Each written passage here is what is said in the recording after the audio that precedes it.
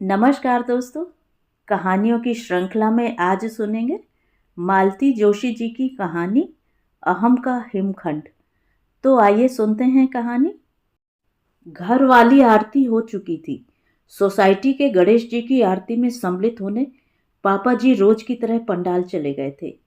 मैं और मम्मी जी खाना लगाने की तैयारी कर रहे थे। तभी ये आकर खड़े हो गए। मम्मी जी, इनका स्वर जरा कातर लग रहा था। क्या बेटा? मम्मी जी ने पूछा और फिर इनके चेहरे की ओर देखकर बोली, अरे तेरा मुंह क्यों इतना उतरा हुआ है? भूख लग रही है क्या? रश्मि बेटा, इसका खाना लगा दो। दिन भर बेचारा दफ्तर में दिमाग खपा कर आता है। पापा जी, मैंने बस इतना ही कहा था कि वे बोली, उनकी राह देखने की जरूरत नहीं है। वे जल्दी आने वाले थोड़े ही हैं। वहां भी पंचायत लगाकर बैठ गए होंगे। तू तो इसकी थाली लगा दे। तुम लोग मेरी बात तो सुन लो। बस शुरू हो जाती हो। हाँ बोल। मामा जी का फोन आया था अभी। नानी की हालत बहुत खराब है। डॉक्टर ने जवाब दे दिया है। कह दिया है कि अब कुछ कहा नहीं जा सकता। जिसको बुलाना हो बुला लो। इनकी बातें पूरी भी नहीं हो पाई थी कि मम्मी जी धम्म से डाइनिंग टेबल की कुर्सी पर बैठ गईं और रोने लगीं। मैं उनकी पीठ सहलाते हुए सांत्वना देने लगी। शांत हो जाइए मम्मी जी, सब कुछ ठीक हो जाएगा। पर मैं भी जानती थी और मम्मी जी भी कि कुछ भी ठीक होने वाला नहीं है। नानी पिछले 2 साल से फेफड़ों के कैंसर से जूझ रही हैं। इस उम्र में जितना इलाज संभव था किया जा रहा था, पर वह बहुत कारगर नहीं है। यह सभी जानते थे। जब संभव होता मम्मी जी जाकर मिल आती थी, पर मेरी नौकरी और नन्हे किंशुक के कारण ज्यादा दिन रह नहीं पाती थी। पापा जी जरा भी असुविधा सहन नहीं कर पाते हैं, इसलिए मम्मी जी का घर से निकलना कठिन होता था। पर इस समय पापा जी की असुविधा से ज्यादा महत्वपूर्ण थी नानी जी। इसलिए मैंने इनसे कहा, सुनिए, इस समय 8 बज रहे हैं। अगर आधा घंटे में भी आप लोग निकल गए तो 12 बजे से पहले पहुंच ही जाएंगे। पापा जी को आ जाने दो। उनकी अनुमति बिना थोड़े ही जाएंगे, पर तब तक तैयारी तो कर लें। मैं मम्मी जी का बैग भरती हूँ, तब तक आप पेट्रोल भरवा लाओ। उतना ही समय बच जाएगा। रहने दो बेटा, वे जाने नहीं देंगे, मुझे मालूम है। मम्मी जी ने कहा, पेट्रोल तो भरवा लाता हूँ, बाद में जैसा तय होगा देख लेंगे। इनके जाने के बाद मैं मम्मी जी को कमरे में ले गई। हम लोग अपने काम में इतने डूब गए थे कि लंच की आवाज ही नहीं आई। वो तो किंशुक ने पुकारा, तब हमारा ध्यान गया। उसे गोद से उतारकर पापा जी ध्यान से हम दोनों को देख रहे थे। कहाँ की तैयारी हो रही है? उनका स्वर कठोर था। मैंने हिम्मत बटोर कर कहा, मामा जी का फोन आया था, नानी माँ सीरियस हैं। तो डॉक्टर ने जवाब दे दिया है। वो तो बहुत पहले दे दिया था। मतलब अब एकदम चला चली की बेला है। वो मम्मी जी का जाना जरूरी है। ये कौन तय करेगा? तय तो आप ही करेंगे। मैंने सोचा तब तक उनकी तैयारी कर दूं। कोई शादी में हमें जाना है जो तैयारी करनी होगी। मैं चुप हो गई। तब तक ये आकर खड़े हो गए। आप कहां से पधार रहे हैं बरखुरदार? पेट्रोल भरवाने गया था। मतलब किसी से पूछने की जरूरत ही नहीं है। आप घर पर नहीं थे तो मैंने सोचा, यहां पंडाल तक ही तो गया था, कोई मर नहीं गया था। इसके बाद कमरे में सन्नाटा छा गया। केवल मम्मी जी की सिसकियां सुनाई देती रहीं। कुछ देर बाद पापा जी की गर्जना फिर सुनाई दी। अपने मामा से कह दो घर में गणेश जी विराजे हैं। अनंत चतुर्दशी तक इनका निकलना नहीं हो सकता। उनकी दहशत के बावजूद पता नहीं मुझ में कहाँ की हिम्मत आ गई। मैंने कहा, पापा जी, कायदे में तो आप दोनों को जाना चाहिए, पर कम से कम मम्मी जी को तो भेज दीजिए। यहाँ की चिंता मत कीजिए, मैं सब संभाल लूंगी। ऑफिस से छुट्टी ले लूंगी। उन्होंने आवेश से मुझे घूरा। मेरी हिम्मत जवाब दे रही थी, फिर भी मैं डटी रही। पापा जी, गणेश जी तो अगले साल भी आएंगे, हर साल आएंगे, पर नानी जी दोबारा लौटकर नहीं आएंगी। उनकी आंखों से जैसे चिंगारियां बरस रही थी। सुबोध, उन्होंने कड़कती आवाज में पुकारा। इन्होंने धीरे से मेरा हाथ पकड़ा और लगभग खींचते हुए मुझे बेडरूम में ले गए। दरवाजा खड़काते हुए बोले, तुम थोड़ी देर चुप नहीं रह सकती? मैंने अपने आप को बहुत अपमानित महसूस किया। कहा, हाँ, मैं चुप नहीं रह सकती। अगर मैं चुप रह गई तो कल मेरे साथ भी वही होगा जो मम्मी जी के साथ हो रहा है, परसों मेरी बहू के साथ। ये बहू कहाँ से आ गई? अभी बेटा जमीन से निकला नहीं है, कभी तो बड़ा होगा। मैंने गोद में बैठे किंशुक को दुलराते हुए कहा। सारा नाटक देखकर बेचारा सहम गया था। उसे छाती से लगाते हुए मैंने कहा, जिंदगी भर आप उस व्यक्ति के ईगो को सहलाते आए हैं, पर मैं अपने बच्चे को इस मानसिकता में बड़ा नहीं होने दूंगी। उसमें आत्मविश्वास पैदा करूंगी। ये चुपचाप दरवाजा खोलकर बाहर निकल गए। दूसरे दिन की सुबह बहुत बोझिल थी। घर में एक अदृश्य तनाव व्याप्त था, एक बेचैनी थी। मम्मी जी की मनः स्थिति का अंदाज इसी से लगाया जा सकता था कि उनका हर काम गलत हो रहा था। सुबह उनकी चाय उफनकर गैस पर गिर गई थी। पूजा घर की झाड़ू लगाते समय पता नहीं कैसे झाड़ू चौकी पर रख ली। माचिस पूजा के लोटे में जाकर गिर गई थी। वह तो घर में दूसरी माचिस थी, नहीं तो प्रलय आ जाती। फ्रिज में रखी लाल फूलों की माला बाहर निकालते समय ऐसी उलझी कि फिर किसी तरह पहनाई नहीं जा सकी। उसे बप्पा के चरणों में ही रखकर संतोष करना पड़ा। पूजा की थाली नीचे रखते हुए हाथ ऐसे कांपे कि पंचामृत की कटोरी नीचे गिर गई। संगमरमर का फर्श पंचामृत से सन गया। ध्यान कहाँ है तुम्हारा?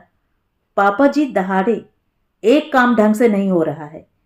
नीचे गिरा पंचामृत साफ करके मैं पोंछा लगा रही थी।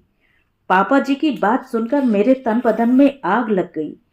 वॉश बेसिन पर हाथ धोते हुए मैं भुनभुना रही थी। सब जानते हैं उनका ध्यान कहाँ है, पर कोई मानना नहीं चाहता। चुप हो जा मेरी माँ। इन्होंने मेरे हाथ जोड़ लिए। क्यों आफत को न्योता दे रही है? मैं चुप हो गई, पर मेरे होंठ फड़फड़ा रहे थे। ये हर बात में तुम्हारी नसें क्यों फड़फड़ा उठती हैं? क्योंकि आपकी नहीं फड़फड़ाती। अरे, एक बार तो माँ के पक्ष में आवाज उठाते। घंटों की आवाज शुरू हो गई थी। ये आरती के लिए आमंत्रण था। हम दोनों बेमन से ही सही जाकर खड़े हो गए। किसी तरह आरती की औपचारिकता पूरी हुई। पापा जी कपड़े बदलने अपने कमरे में चले गए। पूजा में वे रेशमी धोती पहनते हैं, फिर सोसाइटी के गणेश जी की आरती में कुर्ता पहनकर सम्मिलित होते हैं। उनका हर काम नियमबद्ध, समयबद्ध होता है। आरती के बाद ये अपना लैपटॉप लेकर डाइनिंग टेबल पर जम गए थे। रविवार था, ऑफिस जाने का झंझट नहीं था। मम्मी जी वहीं हथेलियों में सिर दिए बैठी थीं। वातावरण बड़ा गमगीन हो रहा था। उसे थोड़ा हल्का करने की गरज से मैंने कहा, मम्मी जी, आप बिल्कुल चिंता न करें, सब कुछ ठीक हो जाएगा। अब क्या ठीक होगा? उन्होंने एक निश्वास के साथ कहा। मैंने भगवान जी को अल्टीमेटम दे दिया है कि अगर नानी माँ मम्मी जी से मिले बिना चली गई तो कभी भी आपकी आरती नहीं करूंगी। वाह, क्या धमकी दी है! भगवान जी बेचारे तो डर ही जाएंगे। इन्होंने फप्ती कसी। भगवान जी से लड़ाई नहीं करते बेटा, मम्मी जी ने थके स्वर में कहा। जब इंसान पर बस नहीं चलता तो भगवान की शरण में जाना ही पड़ता है ना। जब वे हमारी कोई इच्छा पूरी करते हैं तो हम उन्हें प्रसाद भी तो चढ़ाते हैं। तो अगर कोई इच्छा पूरी न हो तो हमें उनसे कुछ कहने का भी हक होना चाहिए। पागल! मम्मी जी ने मेरे गाल पर एक हल्की सी चपत लगाते हुए कहा। उनके होठों पर एक हल्की सी मुस्कान थी। उनके आंसू भीगे चेहरे पर मुस्कान ऐसी लग रही थी जैसे ओस भीगी सुबह में हल्की धूप आ गई हो। सुबोध, ये सिरफिरी लड़की कहाँ से ब्याह लाया तू? आपकी ही पसंद है, इन्होंने लैपटॉप पर नजरें गड़ाए हुए कहा। मुझे लगा ये आगे कहेंगे, मेरी पसंद को तो आपने खारिज कर दिया था, अब भुगतो। खैर, पापा जी के सामने यह सब कहने की इनकी हिम्मत नहीं थी। यह सब मेरे ही दिमाग की उपज थी। दरअसल एक पुरानी बात याद आ गई थी। शादी के दूसरे ही दिन रिश्ते की एक चाची सास ने कान में फुसफुसा कर कहा था, लाडो, तुम्हें बहुत ही एहतियात और सब्र से काम लेना होगा। ये शादी उसकी मर्जी के खिलाफ हुई है। उसका मन तो कहीं और था, पर भाई साहब ने उसकी पसंद को पहली फुर्सत में ही खारिज कर दिया था। 2-3 महीने में बहुत सहमी सहमी रही, फिर सब कुछ सामान्य हो गया। अब तो शादी को 3 साल हो चले हैं। अगर इनके मन में कोई फांस है भी तो मुझ पर कभी जाहिर नहीं होने दिया। मुझे लगता है कुछ चाचियां और भाभियां शादी में इसीलिए आती हैं कि नई बहू को पट्टी पढ़ा सकें, उसके मन में संदेह के बीज डाल सकें, खानदान की गोपनीय बातें उसके सामने उजागर कर सकें। तुम कल पेट्रोल भरवा कर लाए थे ना? पापा जी पूछ रहे थे। जी। तो अपनी माँ को इंदौर छोड़ाओ, आज संडे भी है, छुट्टी का प्रॉब्लम नहीं होगा। ये एकदम उठ खड़े हुए। तो मैं तैयार होता हूँ।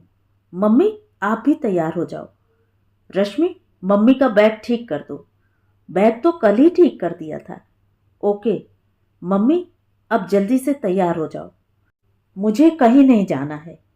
अरे क्यों? अब तो पापा जी ने कह दिया है। उन्होंने कैसे मन से कहा होगा जानती हूँ। 40 साल से साथ हूँ। पापा जी दरवाजे तक पहुंच चुके थे, वहीं से दहाड़े, तो क्या अब स्टाम्प पेपर पर लिख कर दूं? सुबोध, मैं पंडाल जा रहा हूं। जब लौटूं तब माँ बेटे मुझे घर में नहीं मिलेंगे, समझे? नादिर शाही फरमान जारी हो गया। अरे ये बात प्रेम से भी तो कही जा सकती थी, पर हर बात में इनका ईगो सामने आ जाता है। मम्मी जी की दाद देनी पड़ेगी। 40 साल इस आदमी के साथ कैसे गुजारे होंगे? मैं तो होती तो भाग जाती या आत्महत्या कर लेती। इन्हें लौटने में रात के 8 बज गए। स्वाभाविक ही था कि थक गए थे और उदास तो खैर थे ही। नानी माँ कैसी हैं? मैंने पूछा। बस सांस चल रही है और होश में है। सबसे अच्छी बात कि उन्होंने मम्मी को पहचान लिया, नाम लेकर बुलाया, गालों पर बालों पर हाथ फेरा। जाना सार्थक हो गया। और लोग भी आए होंगे। पूरा खानदान इकट्ठा हो गया है। कानपुर वाली मौसी, जबलपुर वाले मामा, बड़े मामा दिल्ली से मेरे साथ ही पहुंचे थे। मम्मी के चाचा चाची रतलाम से आ गए हैं। मम्मी की मौसी, नानी की छोटी बहन भी बरेली से आई हैं। इतनी बुजुर्ग हैं, नाती को साथ लेकर आई हैं। मुझे सुनकर अच्छा लगा। होनी तो खैर टलने वाली नहीं थी, पर यही संतोष था कि दुख की इस घड़ी में मम्मी जी अकेली नहीं होंगी, पूरा परिवार उनके साथ होगा।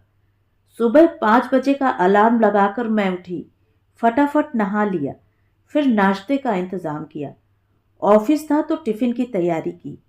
सबकी चाय बनाकर थर्मस में डालकर टेबल पर रख दी। फिर पूजा की तैयारी में जुट गई।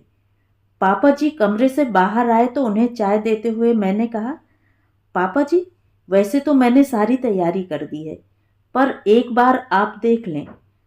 सुबोध उठ गया क्या? ना उठा हो तो आवाज दे दो। ये आंख मलते हुए बाहर आए। पापा जी बोले, आज पूजा तुम कर लेना, मैं निकल रहा हूं। अभी निकल जाऊंगा तो फ्यूनरल तक पहुंच जाऊंगा। फ्यूनरल? हम दोनों ने एक साथ पूछा। हाँ, रात 11 बजे फोन आ गया था। तो आपने हमें जगाया क्यों नहीं? उतनी रात जगाने का कोई मतलब नहीं था। वैसे ही तुम दिन भर के थके हुए थे। मैं साथ चलूं? नहीं, अभी कल ही तो हो आए हो, फिर आज ऑफिस भी है। ये लोग भी यहाँ अकेले रह जाएंगे। एक काम करो, मुझे टैक्सी स्टैंड तक छोड़ दो, बस के चक्कर में नहीं पड़ूंगा। जी, बस अभी फ्रेश होकर आता हूँ। इनके भीतर आते ही मैंने सारी हिम्मत बटोरते हुए कहा, पापा जी, मैं आपको ऐसे नहीं जाने दूंगी। मुंह में कुछ डालना ही होगा। नाश्ता तैयार है, वहां आप पहुंचेंगे, माहौल अलग होगा। खाना शाम तक हो पाएगा। आपको दवाइयां भी लेनी होती हैं। आश्चर्य, उन्होंने मना नहीं किया। इनकी चाय के साथ मैंने उनका नाश्ता भी लगा दिया। कहा, मम्मी जी जल्दी में गई हैं, उनकी भी गोलियां एक बार देख लीजिए। चाय पीकर इन्होंने पापा जी का बैग उठाया और गाड़ी निकालने चले गए। पापा जी जैसे ही उठे मैंने उन्हें प्रणाम किया। बोले, ऐसे में प्रणाम नहीं करते। सॉरी, आप अपना ख्याल रखिएगा। वे कुछ देर शू रैक के पास खड़े रहे। बोले, तुम्हारा धन्यवाद करना चाहता हूं। स्वर ऐसा था मानो कह रहे हो तुम्हारा कोर्ट मार्शल करना चाहता हूं। मैं धड़कते दिल से अगले वाक्य की प्रतीक्षा करती रही। तुमने मुझे जीवन भर के लिए एक अपराध बोध से बचा लिया। तुम्हारा तरीका बेशक गलत था, पर इरादा नेक था, इसलिए माफ किया। और वे एकदम पलटकर चल दिए। इतनी बड़ी आत्म स्वीकृति के बाद उन्हें मेरे सामने खड़े होने से संकोच होगा, लेकिन मैं आनंद विभोर हो गई।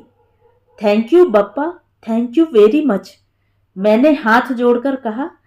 1 इंच भर ही सही, हिमखंड पिघला तो ये थी कहानी। कहानी आपको कैसी लगी कमेंट करके ज़रूर बताएं। और अगर मेरे द्वारा सुनाई हुई कहानियाँ आपको अच्छी लगती हैं तो मेरे चैनल को सब्सक्राइब ज़रूर करें, लाइक करें और अपने दोस्तों और परिचितों में शेयर भी करें। बेल आइकन दबाना बिल्कुल भी ना भूलें, जिससे मेरी कहानियाँ आपके पास सबसे पहले पहुँचें। धन्यवाद।